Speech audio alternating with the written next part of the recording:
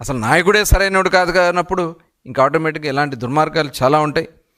ఆనాడు రఘురామకృష్ణరాజు గారి మీద కస్టోడియల్ టార్చర్ చేసి ఆ రోజున పైశాచిక ఆనందం పొందింది ఈ జగన్మోహన్ రెడ్డి.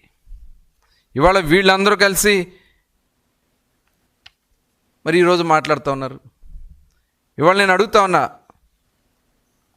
ఖచ్చితంగా త్వరలోనే వైసీపీ కార్యాలయానికి టూలెట్ బోర్డు పెట్టబోతూ ఉన్నారు. ఇవాళ దానికోసం అక్కడ ప్రెస్ మీట్లు పెట్టి తాత్కాలికంగా నడిపిస్తూ ఉన్నారు. డెఫినెట్గా మీ పార్టీ మొత్తం కూడా ఖాళీ అయిపోవడం ఖాయం.